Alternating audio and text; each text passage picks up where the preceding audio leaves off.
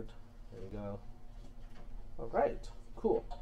All right, so we want to look into what is RAM and how we use RAM in this case, how to interface to RAM, and how do we operate it. Okay, so that's going to be the first focus in today's lecture.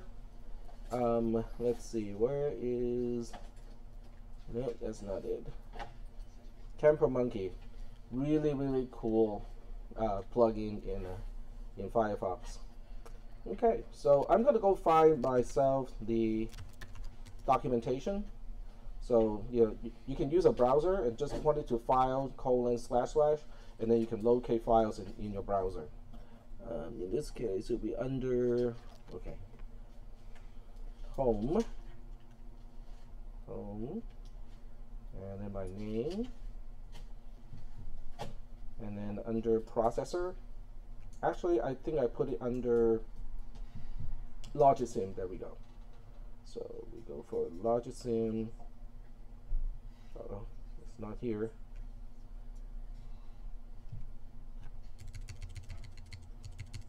Maybe I didn't save it last time. Could be still in here. Nope. Huh. I cannot remember where I put it.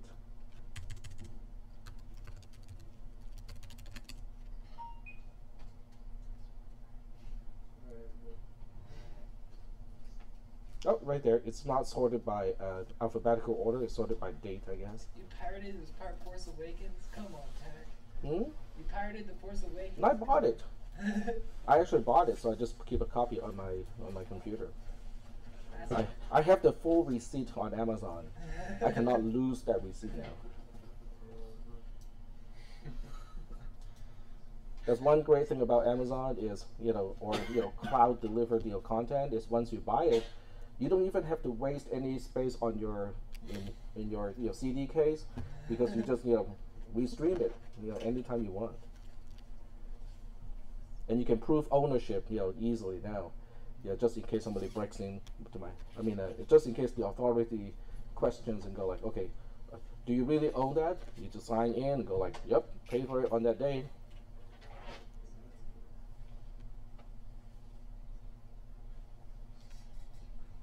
And I think a lot of times, in the past, people pirate content only because it is actually easier to access the content than having to get out to rent the DVD. That's what I do. I stream it. Mostly because I'm too poor. It's just cheaper. Yeah, exactly. Well, cheaper is only relative to how much your hourly rate, and because if you get arrested, you don't get the hourly rate anymore, right? So that can get expensive. All right, so we're getting into memory devices, particularly this time we're talking about RAM, okay? But the best way to show this is really to look at it through the perspective of Logisim. And this class kind of benefits from the other class because we have a design already done and we can just kind of look at it and play with it, okay? All right, so let me turn off everything first, okay? Turning off everything means all the control signals are zeros, just like that. So right now, the select pin of this ROM is a 0. SEL is select, also known as chip select. Okay, so the full name is chip select. When you look up the data sheet of most of these chips, it will be chip select CS and not just select. But that pin is really important because that is basically saying, should this particular component be paying attention to all of the other inputs or not? So when select is a 0, it's basically quote unquote turning off the chip. The chip is not paying attention whatsoever. Okay, so it doesn't care what is going on at the D port, doesn't know what is going on at the A port, the clock, load, or clear. It doesn't care at all. Okay.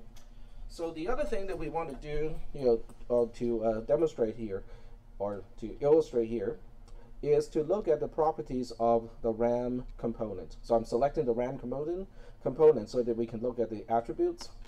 So you can see the RAM has almost the same kind of attribute as ROM, with only the exception of the third item. The first two items are identical to a ROM component. The first one is address bit width, which is the number of bits of this particular port. That port is responsible to select one location stored in the RAM itself. just like the address of ROM. Are we doing okay so far with that? Okay. And you specify the number of bits as the width of this particular port.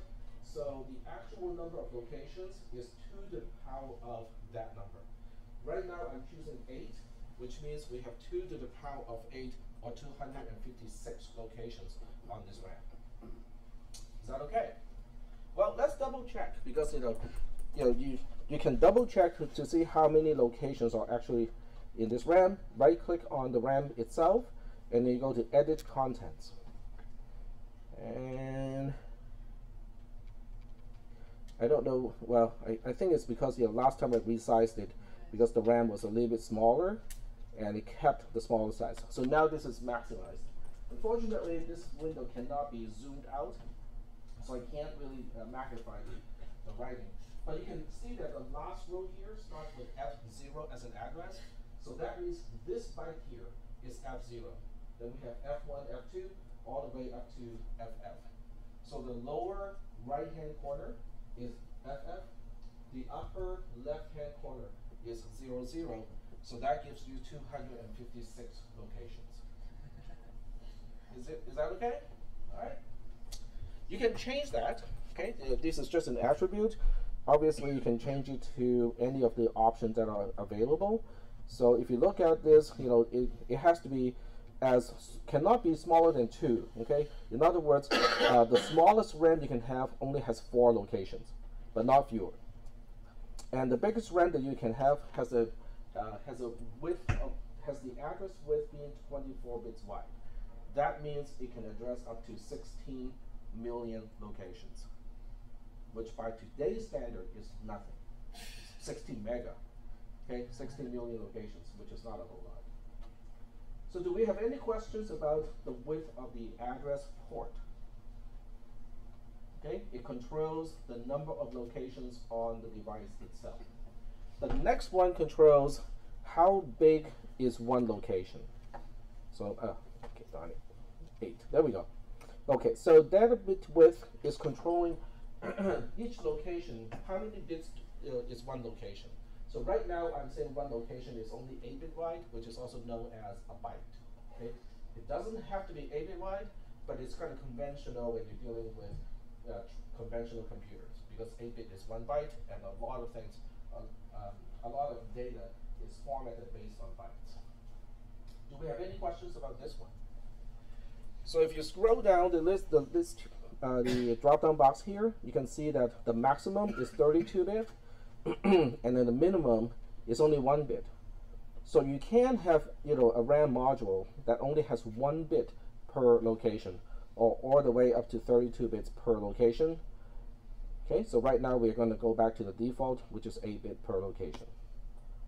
Any questions about the address port specification versus the data port specification? If you look at RAM as an array, the address port width is controlling the size of the array. How many elements do we have in the array?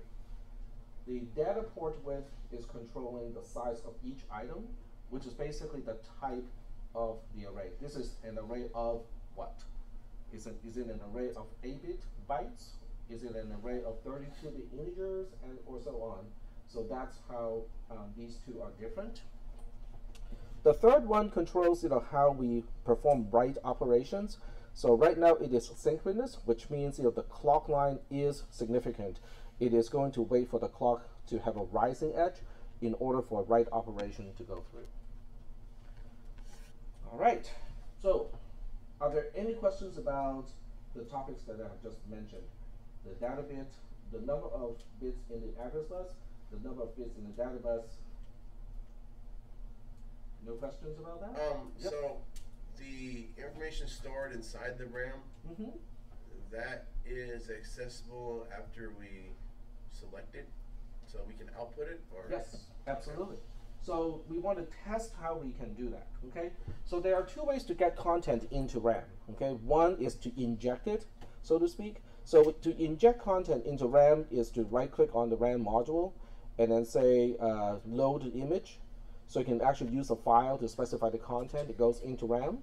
Or you can go to edit content and you can now specify, okay, I want this location to be 5E in hexadecimal. I want this location to be E2 in hexadecimal, and so on. So there are several ways to get content onto RAM. But what I'm going to do next is I'm going to go through the bus operations to specify content in RAM. So let me just pick a location, and I'll let you guys tell me how I should specify the A port and also the D port. So let's say I want to overwrite this location here, okay, this one, with a content of, I don't know, 2D, okay? So tell me how I should configure the input pins that you can see to the left and also to the right of the RAM module.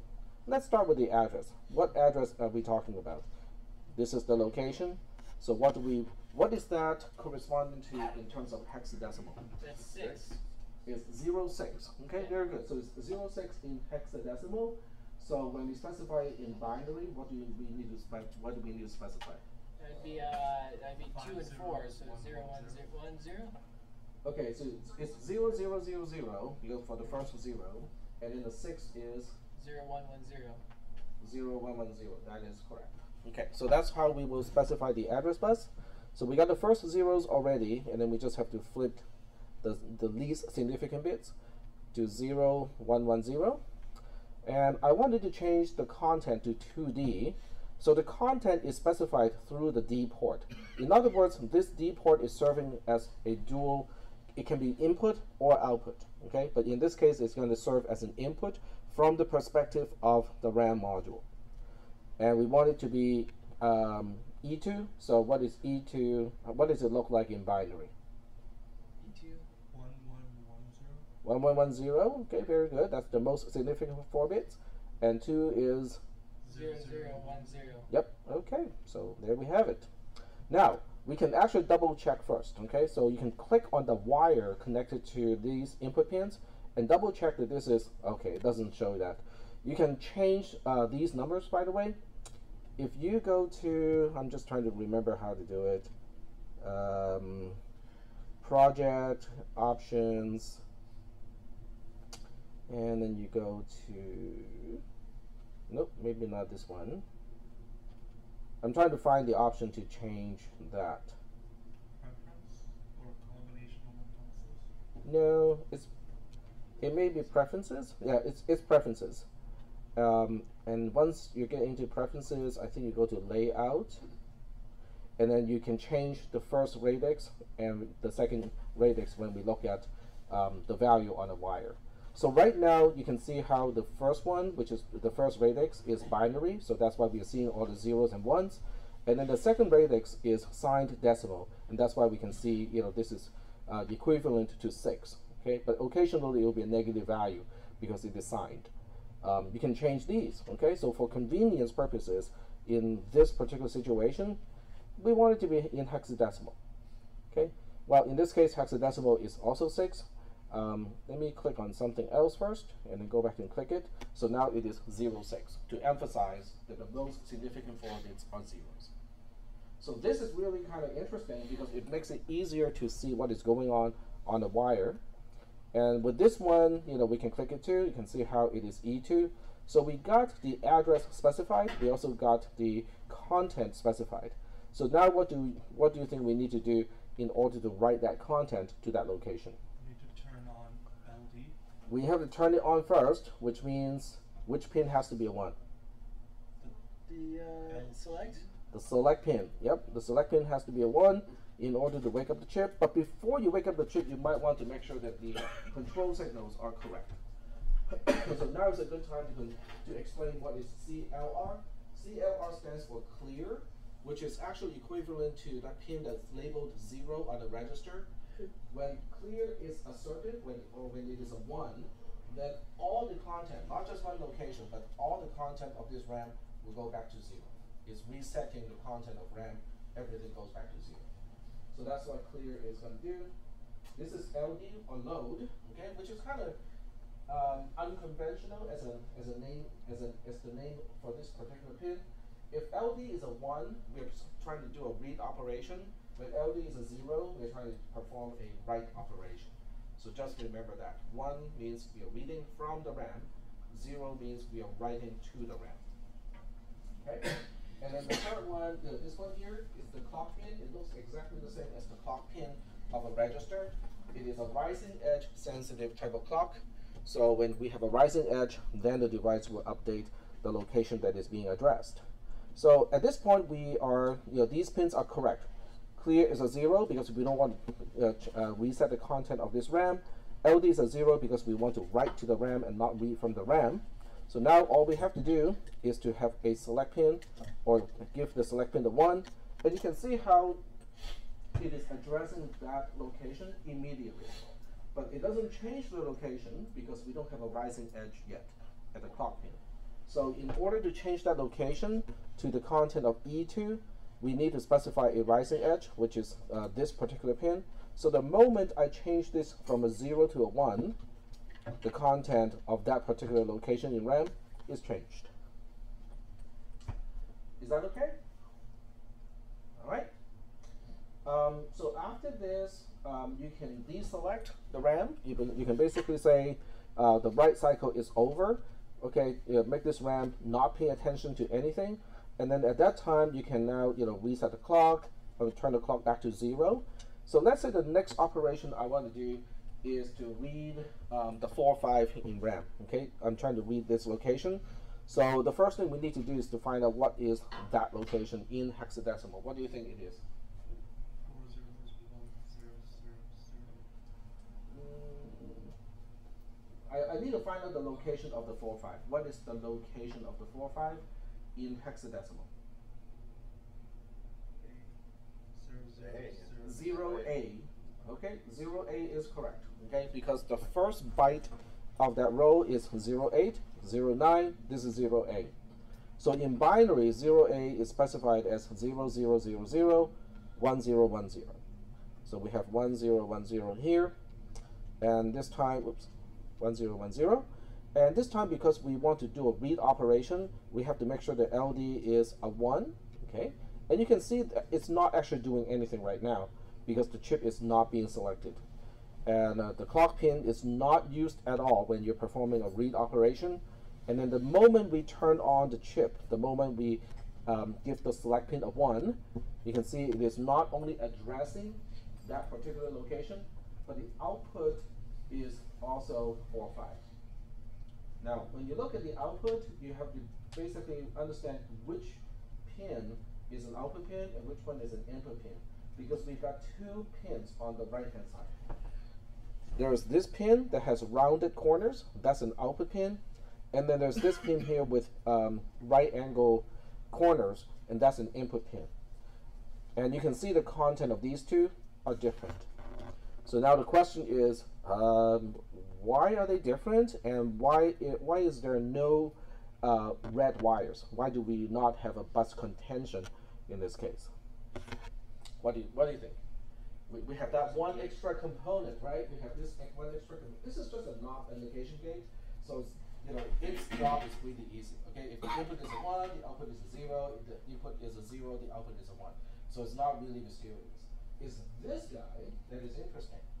That guy is called a control buffer. Exactly. It's a control buffer.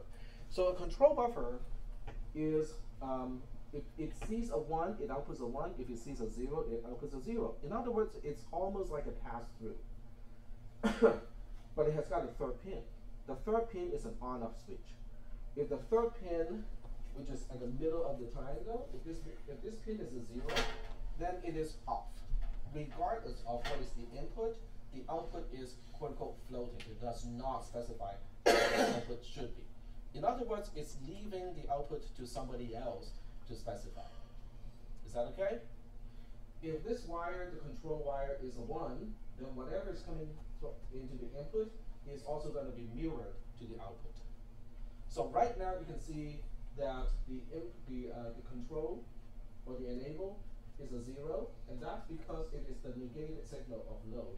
When load is a 1, then this is a 0. When load is a 0, then it's going to be a 1. It's kind of like a switch. It is a switch, exactly. It's a switch to prevent contention. So right now, this is off, which means whatever you specify here is only going to go up to here, but it's not going to be here. So that leaves this particular node to be specified by the chip itself. The RAM chip is what is driving that wire at this point. Is that okay? All right, cool. Okay, so let me ask you this question. What do you think is going to happen to this wire, that wire that I have, the node that I have selected, when I turn off SEL to the RAM chip? And nothing else. That's the only thing I'm going to do is to turn off SEL to the RAM chip. What do you think is going to happen to the content of that wire, the wire that is now selected? Nothing's going to happen. It's not going to be specified. So it'll be all X's, right? Okay, so let's double check. So we turn off the RAM chip, and you can see how these all turn into X's, because at this point, nothing is driving that wire. The control buffer is still off, because the control buffer is only controlled by the negation gate, and the negation gate has its input coming in from LD, and I haven't changed LD yet. LD is still a 1. So the control buffer is still off, which means the input pin has no influence over the node that we're interested in. But at the same time, the RAM chip is off too, because the RAM chip, the select pin of the RAM chip is a 0. So the RAM chip is not being selected. It's basically saying, okay, I'm not paying attention, I'm not driving any output, I'm just idling, I'm not doing a single thing. So that means nobody is driving these wires, and that's why they're all X's. Do we have any questions at this point? Yes? Could you first turn on the select and then switch LD? Yes, you can. Yeah. So turn it on like this, and then turn this. That's not surprising, because when you turn LD to a 0, then the negation of that is going to be a 1. So this controlled buffer is going to mirror whatever is coming in to the output. But that's okay, because the RAM is not outputting, so we do not have a contention. And the only reason it didn't overwrite the 45 is because it didn't see a rising clock? That is correct. The moment we give it a rising clock, like right now, it's going to overwrite 45 with E2. Okay, let's check. Right there. Is that okay? So do we have any questions about the read operation versus the write operation regarding RAM the RAM component? Yes? Is this how it's designed in real life as well? Like with the NOT gate? The NOT gate is only here to avoid contention. So the NOT gate is here because I want to specify the input to the data port by hand. Now, in reality, it is not going to be connecting to an input pin and have the end user to tweak, what the input is supposed to be. Yeah. So in reality, RAM is connected to the processor, and the processor has its own control signal. In other words, how should I put it? This part here is a part of the processor. The processor has the control buffer built in to the processor itself. So the control buffer is not going to be visible as a component between the processor and the RAM. Yeah, my question more was like, why are we knotting the signal when you could just have a direct line just reversing the operation? Yeah. Just reversing the operation. I was just thinking, how do you implement a NOT gate? How do you increase voltage without being connected to power?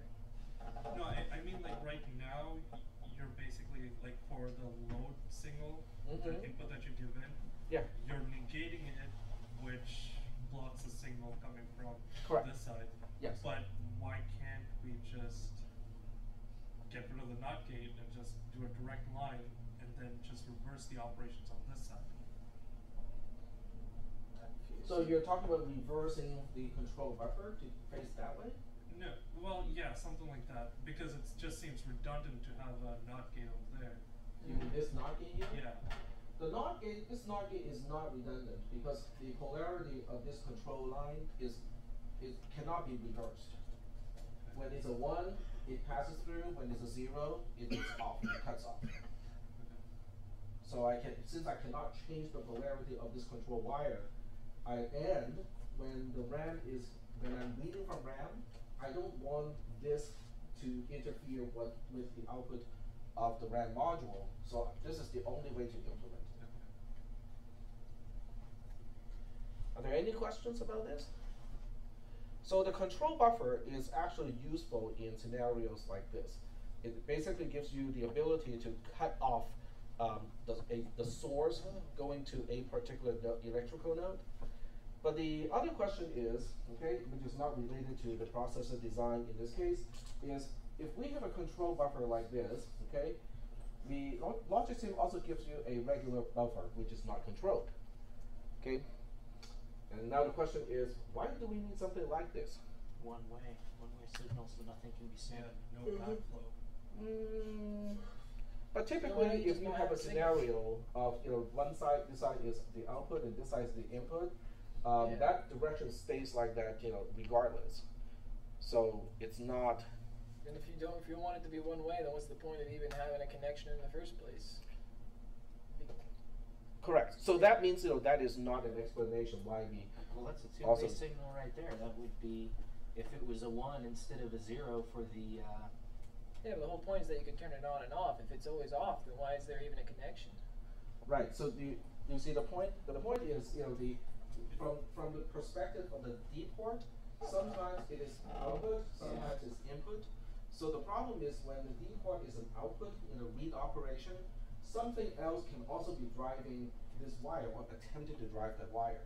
So we have to stop that something else from driving the wire, and just be listening in that case. I see. So that's what the control buffer is to basically say, okay, you cannot drive this bus anymore because the D part of the RAM chip is driving it.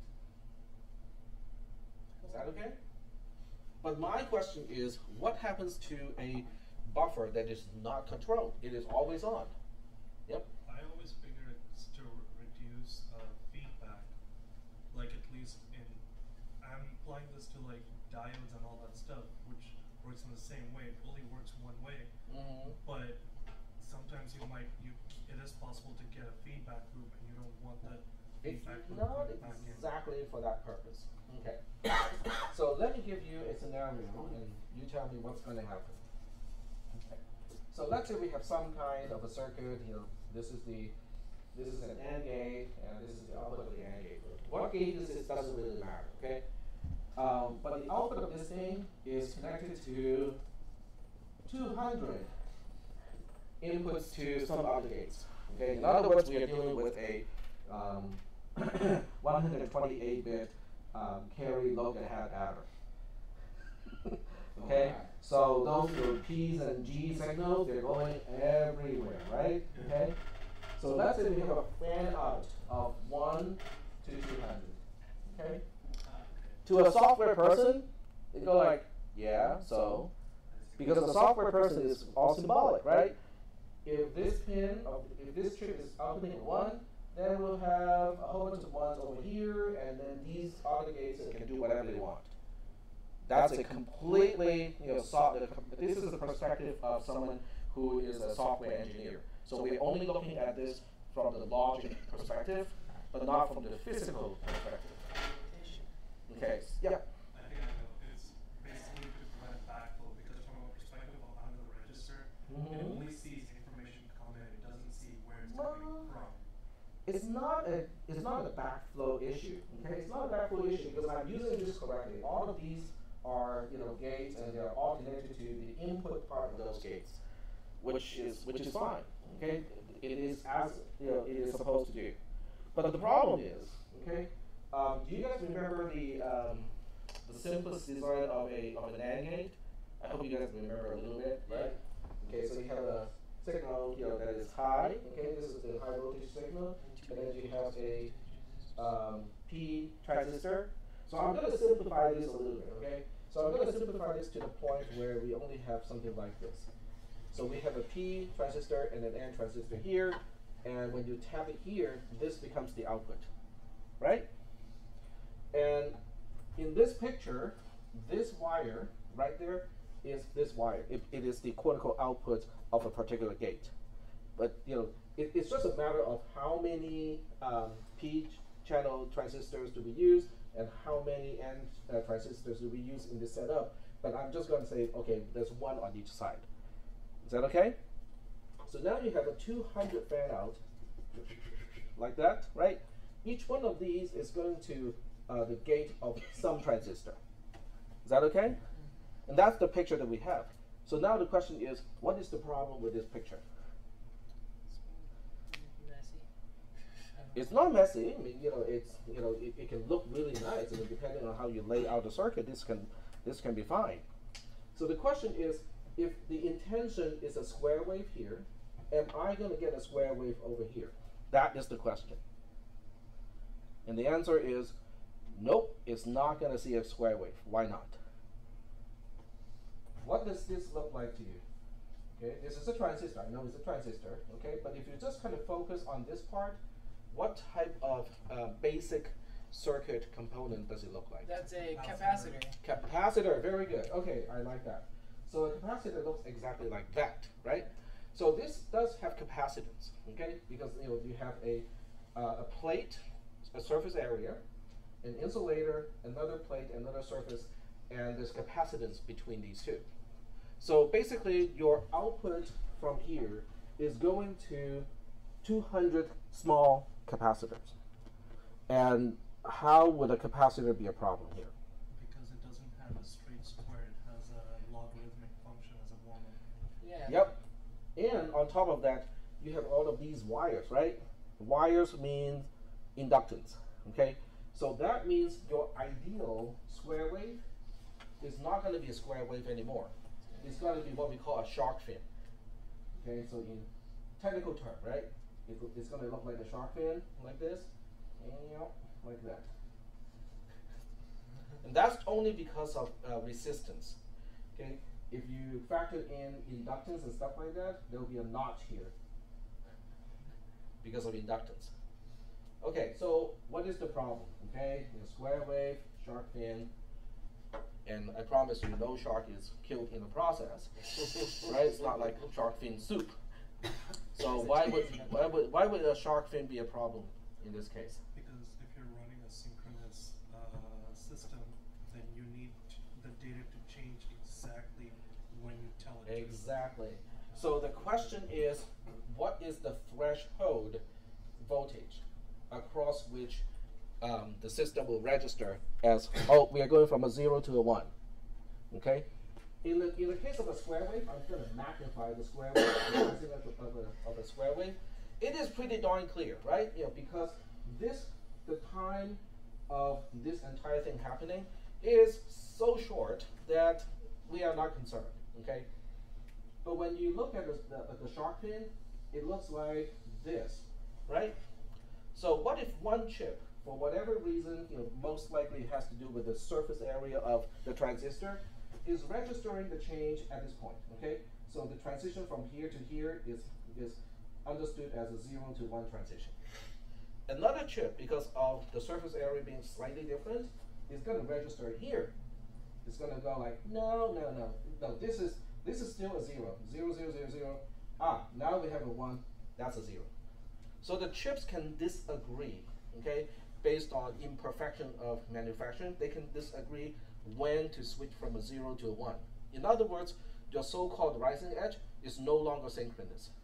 The chips, one chip can say it's now, the other chip can say no, it's 5 nanoseconds later, and yet another chip will say no, it has already happened. Okay, 6 nanoseconds ago, I saw the rising edge already. So now you have a problem because things are not occurring at quote unquote at exactly the same time anymore. Okay, and that has to do with the cumulative capacitance of all of these input pins. If you just have a few, it's not a problem. When you have 200, 400, 600 of these things, it becomes a big problem. Is that okay? That is why we need the buffers, okay?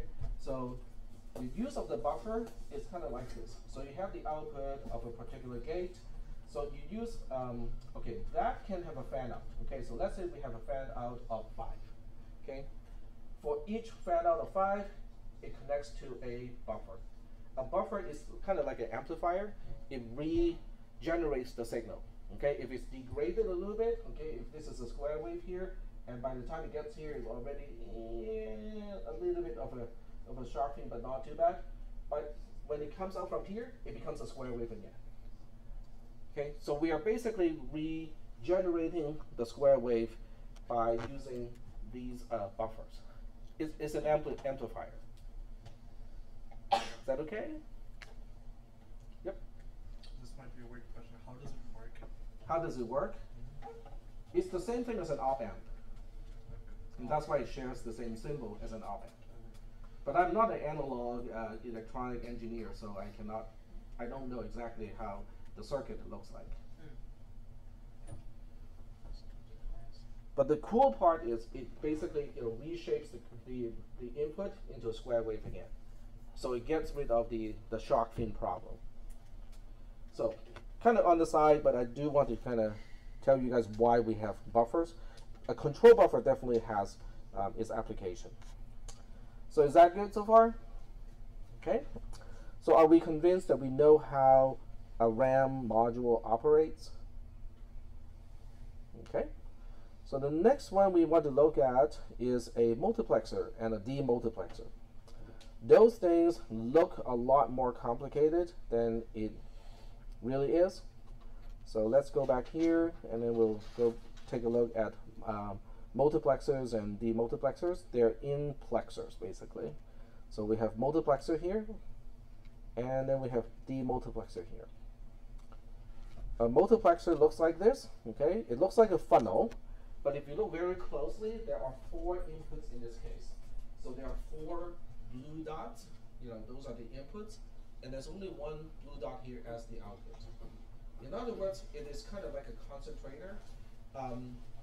By using this pin here that has a little gray dot on top, this is what we call the select, okay? But it's not the same thing as the select of a RAM chip. This is basically selecting which input becomes the output. Is that okay?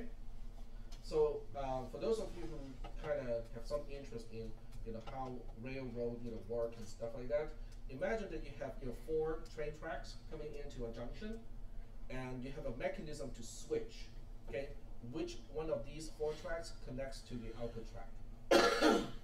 Is that okay? And that's basically what a multiplexer is it has multiple input, and you get to choose which input connects to the output. Is that okay? So here's a question. Because we have 4 inputs, how many bits do we need here to specify any one of the input to become the output? 2 bits. 2 bits. The gray dot here needs 2 bits, because 2 to the power of 2 is 4. If you have 8 inputs, then you need 3 bits to specify which one. If you have 16 inputs, you need 4 bits to specify which one. Is that okay? So what do you think a demultiplexer is? Okay, let me show you what a demultiplexer looks like first. Just the opposite. Exactly, it is just the opposite. You have 1 train track coming in, and then you have 4 tracks going out to different destinations. So once again, you have 2 bits here, with a gray dot. You control, how should I connect the single input to one of the 4 possible outputs. Is that okay? So a multiplexer is multiple in, 1 out, and you get to select which input connects to the output. A demultiplexer is exactly the reverse. Okay, you got 1 input, multiple outputs, and you can select how to connect the input to one of the outputs. 1 and only 1, by the way. All right. Cool. So this is not unlike actual rail track. Have you guys seen those rail tracks where you have like 1 track coming in and then 3 tracks going out, and there's a mechanical device to switch the tracks? That's exactly what this is. Okay.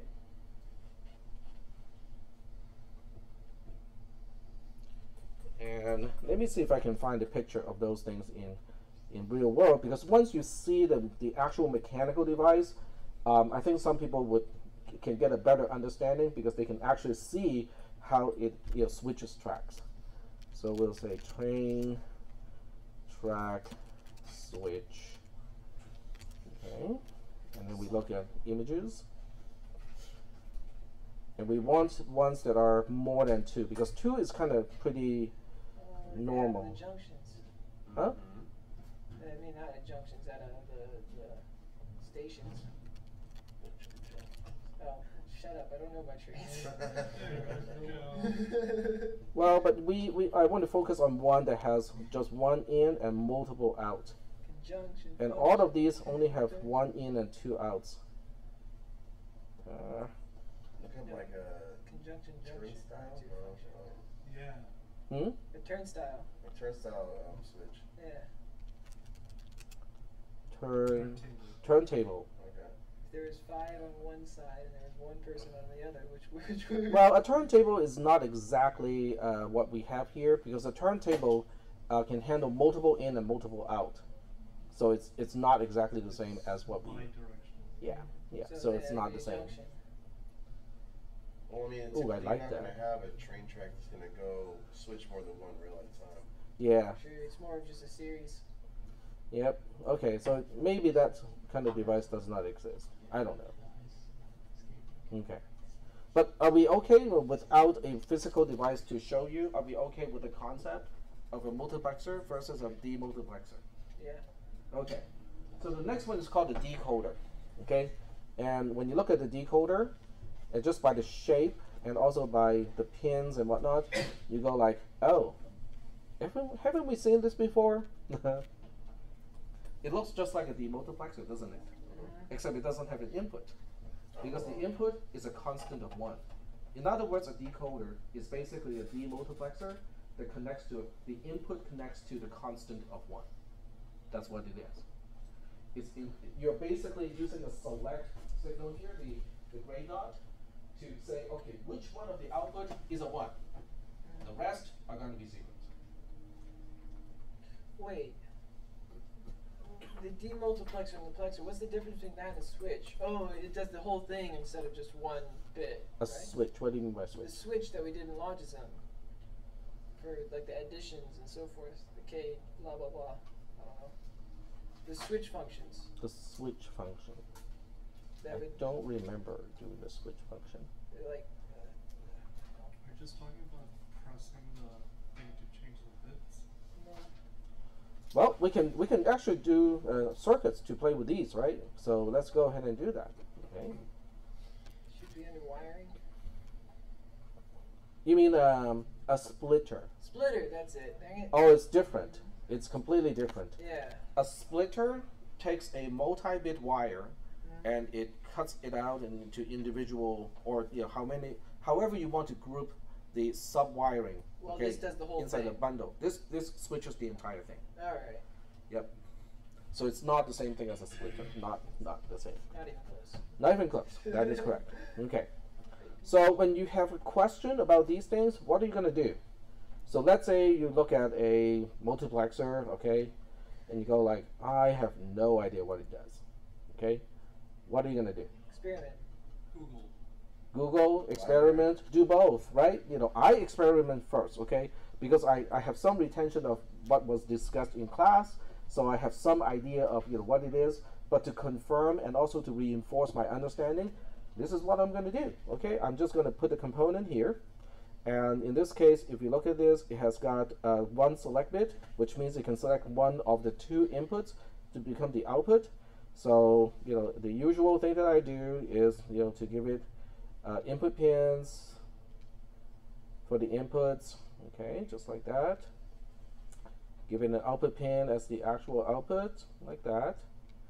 And then we can also have additional control pins to hook up to those wires, those ports underneath the component.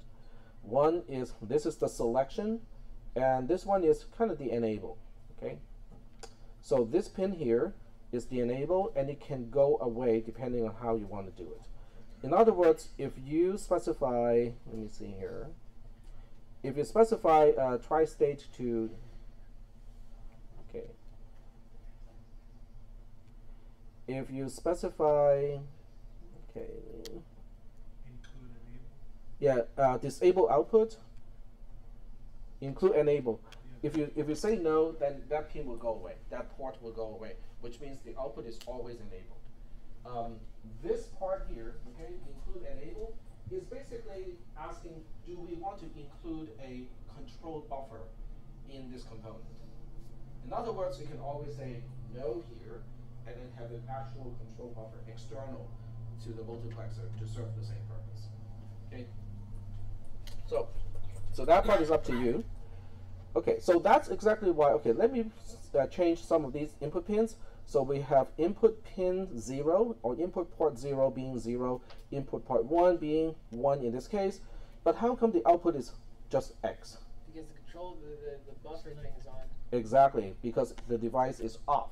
Okay, because remember, this extra pin here is potentially we have a control buffer that is inside this multiplexer.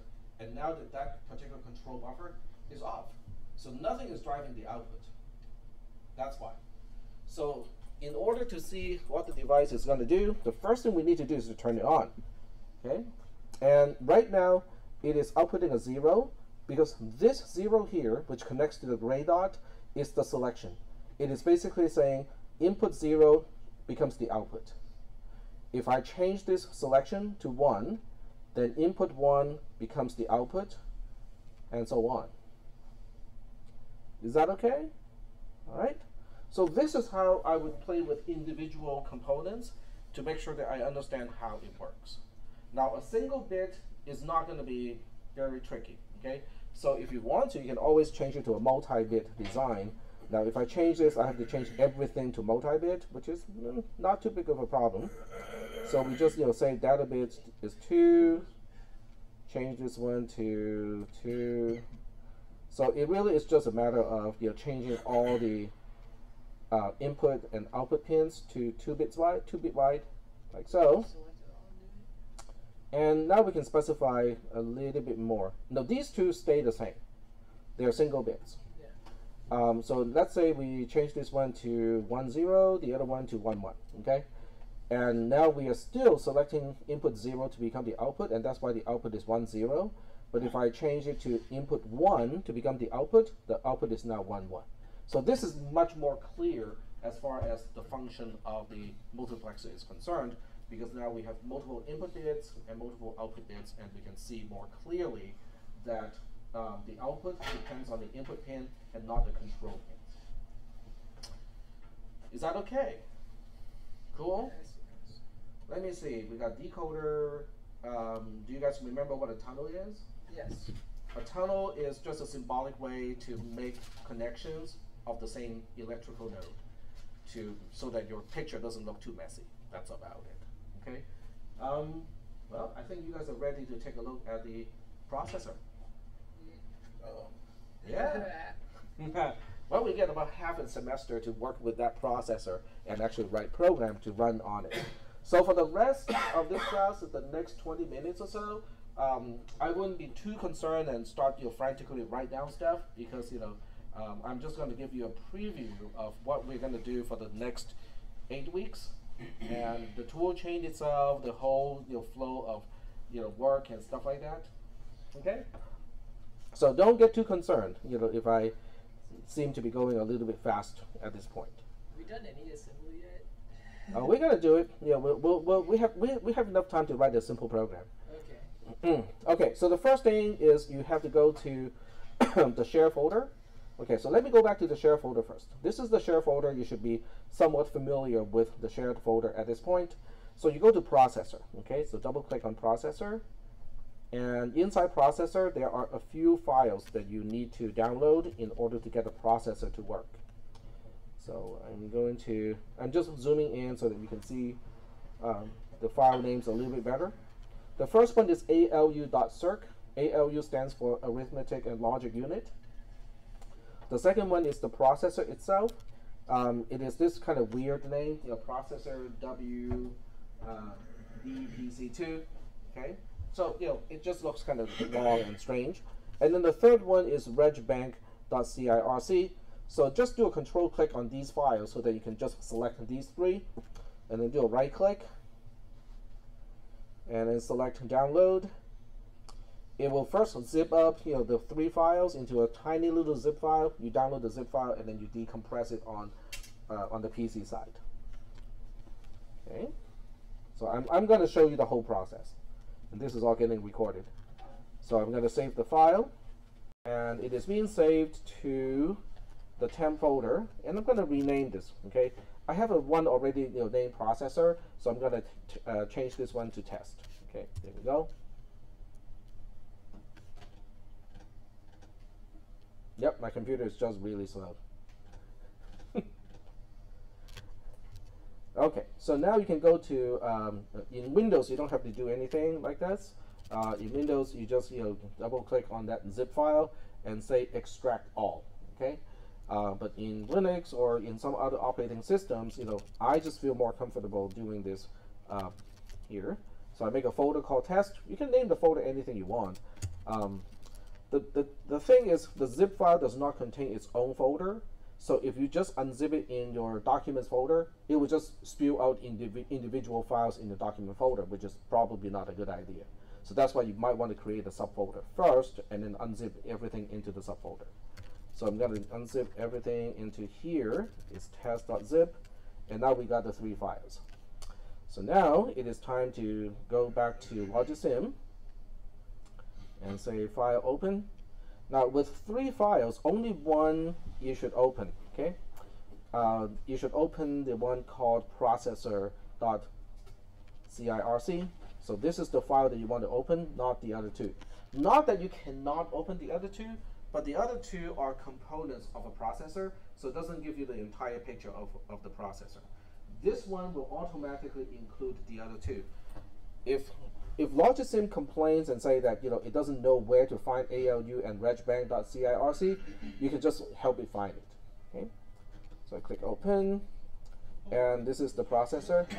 You guys gave me exactly the same feedback as the other class, except the other class has twice as many students, so it was kind of more. It was louder. It was more significant. Yep. So cool. Which way's up? I don't think it really matters. It does not matter. Okay, so this is your processor, and you have to scroll a little bit. This is a RAM module, okay, and then scroll down. And this is a ROM module, and here you have your. Yep. I'm so glad that you recognize the counter, because a counter is nothing more than a register and an adder, and the output of the adder can go back to the register. So I'm glad that you recognize the counter right away. It's like, oh, that's a counter. Good job. Okay, so this is the processor. Okay, but when you look at everything in the processor, you know everything already. Yeah. Okay, what do we have? We got ROM. We got RAM, we got register, we got adder, okay? We got tons of tunnels. We got splitters. We have the decoder right there. Yep, we got decoder, we got multiplexers, we got demultiplexers, okay?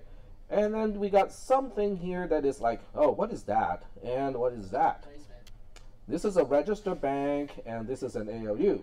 So with these 2, you can just right click and say view that particular subcomponent. This is the register bank itself. So inside the register bank are things that you already know, okay? Some of those we introduced in today's class. Some of those we have been using for 7 weeks already. Because we got input pins, okay? Input pin, input pin, input pin. We got output pins, one, 2 output pins. We have a decoder, right? We got multiplexers, and that's about it. So we are only using components. We have already introduced every single component that we need to introduce to design the processor. So now it is a matter of how do we interconnect these things to become a processor. Yep. What are the ones in the middle? What are the what? Like the components in the middle, A, B, C, D? Those are registers. Okay. So we have 4 registers. I just named these as register A, register B, register C, and register D, instead of using numbers, because using numbers to number the registers can be a little bit more confusing. But if I say register A, versus register B, that's a little bit easier. Okay, so that's the register bank. And then we can go back to main in order to take a look at the ALU. So the ALU looks smaller, but when you look at it, when you expand it, it is actually bigger. Just like the TARDIS, it's bigger in the inside. But when you look at this, you recognize almost every single component, right? We have demultiplexers, we have input pins, we have an adder. This is a subtractor. These are the ones that, okay, these ones you should know already, right? This is a bitwise NOT, multi-bit NOT. This is a multi-bit AND or bitwise AND. This is multi-bit OR or bitwise OR. This is the only one that we haven't really talked about. It's the right shift operation. Okay, this wire specifies what you're shifting. This wire specifies how many bits are you shifting. And this is the output of the result of the shifting. So that's the only one that we haven't really talked about is right shift. So if I have a right shift, shouldn't we also have a left shift? We don't need a left shift.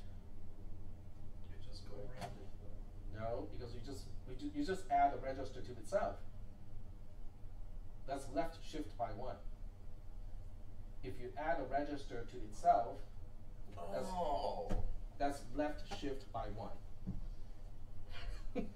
Right. So that's why I'm not putting a left shift, operation here, because I want to reduce the components of this entire thing. Is that okay? So you can look at this picture, and I'm just doing a really quick overview at this point. So if you don't get how these things are connected and how they operate together, not a problem. We'll get to that. So here's a multiplexer.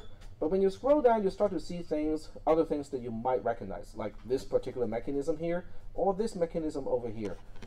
What do you think they are computing? No idea. Okay, so the thing is, each one of these AND gates has 3 inputs. They're not NAND gates. They're regular A and the AND gates. Okay, so when was the last time you see conjunctions that have 3 things to connect? And then the output of the 2 conjunctions go into 1 single disjunction, and the result of that disjunction is useful. An adder. No. A carry overhead. Overflow. Oh. That's your overflow circuit. The Ah. sign of the minuend, the sign of the subtrahend, and the sign of the result of the subtraction. No, those are not. Oh, no. It's just being done, using logic gates here. So these are all inside the ALU. The ALU stands for Arithmetic and Logic Unit. So that's why it's doing all of this stuff. Is that okay? So once again, no big surprises as far as components are concerned. The tricky part is how are these things all connected? Okay, so if this is the processor, okay, how do we write a program to run on this? That should be naturally the next question, right? So the opcode, okay, remember von Neumann architecture? What is the biggest feature of von Neumann's architecture? How is it different from all the other computers before that? It's got stuff. It's got stuff that does what? Remembers, that's it. It can store data. It has Every computer can store data, even the computers before that.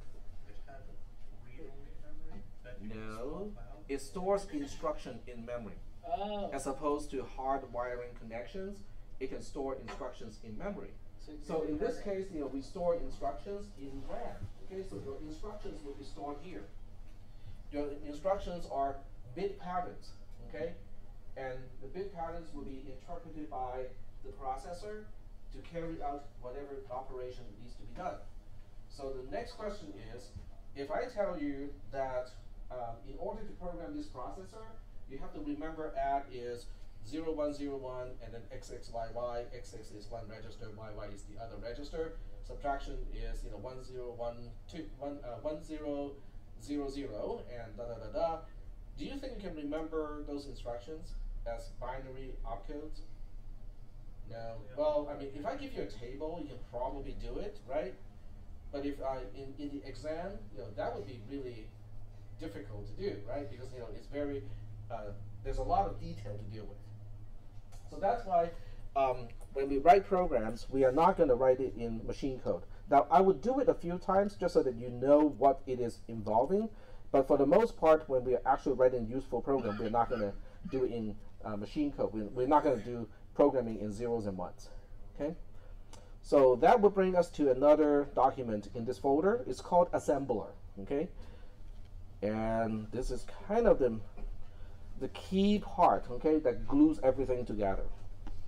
So it is a spreadsheet, but do not try to download it and run it in Excel or LibreOffice. It won't run, okay? It can only run as a Google spreadsheet. So don't try to run it in any other spreadsheet program. There are ways to run Google spreadsheet offline. So just go ahead and research your Google Sheet offline. You have to use Chrome as a browser, but it is possible to run a Google Sheet when you are not connected to the internet. Okay, so you can do some research and find out how to do it. All right, so the first tab is README, so it's got some stuff that you can read, mostly a change log, issues that I fixed and stuff like that. The second tab is called Source. Okay, this is where you can type your program. I'm not going to run this program. I'm going to run something else. Okay, so let me go to Notepad here. Okay, and I'm just going to delete the content, and we'll write a very simple program. Okay, LDI A23, which means I want to load the constant 23 into register A. LDI B, comma, I don't know, 50. Okay, so register B has a value of 50. And do a subtraction, AB. So we are subtracting B from A. The result is stored back into A, okay? And then we have a JLI, okay? So if register A is less than register B before the subtraction, we are going to branch to a label that, let's call it L1. L1 is down here. If it is not less than, then we'll stop here. If it is less than, then it will be here, and it will stop there. Yep. Did you create a processor as well as an assembler by yourself? Yes. Okay. It's a very simple one. I mean, yeah. It's not commercial or practical in any way. Yeah. The abbreviation of this processor is TTP, Tax Toy Processor. So the assembler is TTP-ASM, Tax Toy Processor Assembler. It's just for illustration purposes. I mean, it has no practical value. Okay, so this is the program. So the way you do it is easy. Okay, Control A, select all. Control C, copy. Go back to the browser, and make sure that you don't paste into something else. Okay, you got to paste it into column A. Just do Control V here. So now we have a program pasted. And once this bar is done, it will be finished. It will finish assembling. So how fast this can be done depends on your own processor. I have a really slow processor, and that's why you can actually see the bar going. But I know you guys have gaming computers, high-end gaming computers. So you may not even see the bar at all. The moment you do a paste, done. Mine is really slow. Now it's done. Okay. So unless you have the curiosity to find out how it gets the job done, you can skip all the way to RAM file. Okay, RAM file is the last tab. If your program has any type of error, syntax error, semantic error, and whatnot, it won't show V2.0 raw here. It will say there's some problem. Go fix it first. Okay. If you see V2.0 raw, that means syntactically your program is okay. So now we will take these bytes, okay? These are the bytes, actual bytes. 60 is one byte, 17 is another byte, and so on. So these bytes need to go into RAM. So you can either type it by hand, okay? For those of you who enjoy typing, be my guest, okay? But if you say, oh man, I'm not gonna type this program into RAM because you risk typing it incorrectly, right? So the other way to do this, which is what I recommend, is to go to File, and then go to Download As, and then go to CSV or TSV. Doesn't matter which one. I just usually pick a CSV or comma separated value, and it will prompt you to save the file. Just make sure you remember where you save the file. The name is not important. Okay, you can name it anything you want. So I'm going to just name it test. Okay. Press the Enter key. Okay, yes, overwrite it. There we go. Overwrite is in the temp folder. So now I switch back to LogicSim. Go to this RAM module, right click, load image from that folder, which is temp, and the file name is test.csv. Click open, and you can see the content of RAM is now loaded from the file into the RAM component. Is that okay? So then what do we do? Well, it depends on how confident you are with your program. If you're pretty sure your program has no bug, okay, you can just run the processor at full speed and watch the conclusion, okay? On the other hand, if you are thinking, well, I'm not really so sure about my program, there might be some bugs. So the only way to debug your program, unfortunately in this case, is to go to Simulate and go to Logging, and that gives you the ability to log any one of these components as into a file. Okay, you can either log it into a table, which is just RAM-based Multisim, or you can log it into a file. The ability to log into a file means one really, really cool feature. You can import that file back into Google Sheet. Then you can actually analyze, okay, what went wrong with this program? Okay, what locations did I go? What got changed? Which register got changed to what, at what time, and so on and so forth. Okay, so that's your debugging ability. That's how you debug the program. So I'm pretty sure this program is going to work. So I'm not going to do this part. So let me switch back to the program first, because I want to show you, what it's going to do. Okay, so this is the same thing as A equals to 23. This is the same thing as B equals to 50.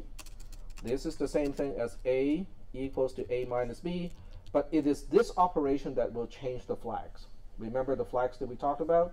The borrow flag, which is also known as a carry flag, the sign, overflow, and the L flag. So this is how the flags are changed. This one is basically saying if the L flag is a 1, go to L1. That's basically what it's saying.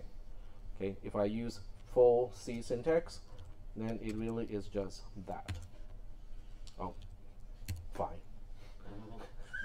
Kind of important. Yep. In this case, it wouldn't really make difference because you wouldn't know which pathway it took, right? Oh, I would know. The program counter will show you at which instruction you're getting stuck. Okay. Yeah. Now, the halt instruction is kind of interesting. The halt instruction, as the name implies, is really just doing that. It's a forever loop that will never get out. So that way, we can tell at which point of the program are we stuck, and we can tell whether we actually got to label L1 or not. Is that okay? How does it not overheat or Hmm? something? Well, how does it? Never mind. Well, it's a virtual processor. It doesn't overheat. Yeah. It overheats your actual processor. Yeah, Hey, if your processor doesn't overheat when you're playing all those high-end games, this is not going to hurt it, okay? All right, so this is basically what the program is, and we're going to run the program. So we go switch back here, and since I'm fairly confident this program is going to work, I go to Simulate. I double-check the tick frequency, which is only 4 Hertz. Okay, 4 Hertz is okay, but it will take a while before it gets to the end. 4.1 So, kilohertz, do it. huh? 4.1 kilohertz, do it. Yeah, we'll go full speed, right? Yeah. 4.1 kilohertz. Don't be a pansy. Ludicrous. Exactly. Ludicrous speed. Go! Yes. Yeah. It's too. We've gone to plan. Isn't that an awesome movie? Oh my god. So we just go ticks enabled. Bzz. Okay, so it's done. Okay, so now we can turn off the ticks, and the way we can tell where we are at this point is the program counter. So when you look at the program counter, which is here, it shows us that we are at location 09.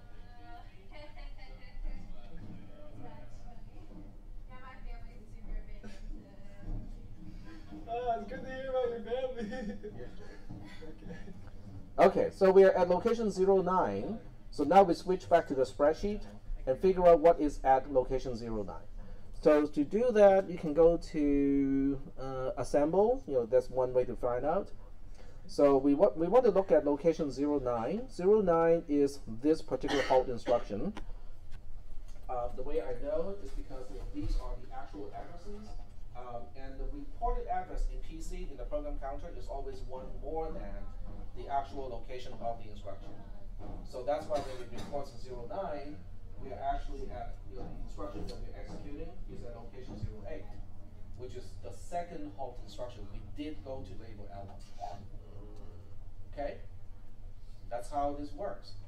But once we know this, we can also kind of check the L flag and stuff like that too. But this is the tool chain. This is an entire tool chain that we'll be using for the rest of this entire semester. Okay. Now, as far as the instructions are concerned, there is documentation. There are several documentations. There's the assembler manual. So when you double-click on the assembler manual, this is just a text file, a document file.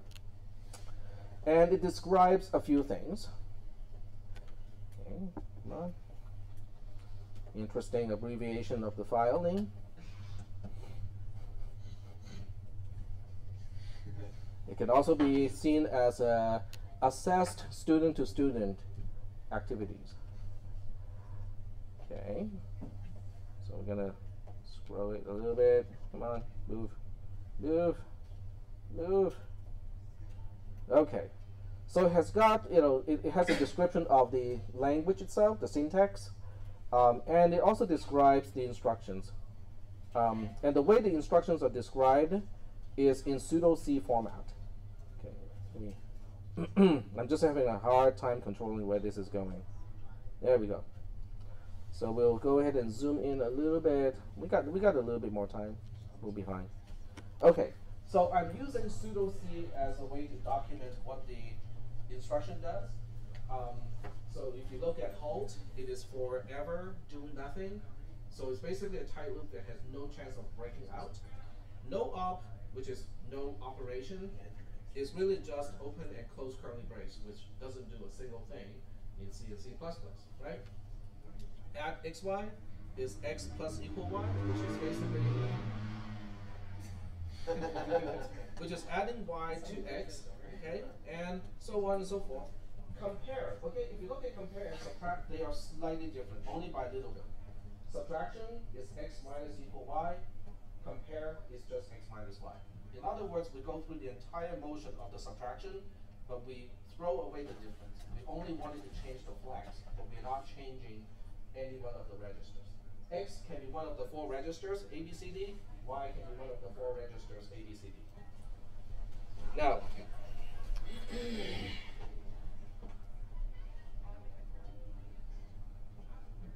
when we get to the jump instructions, it gets a little bit more interesting.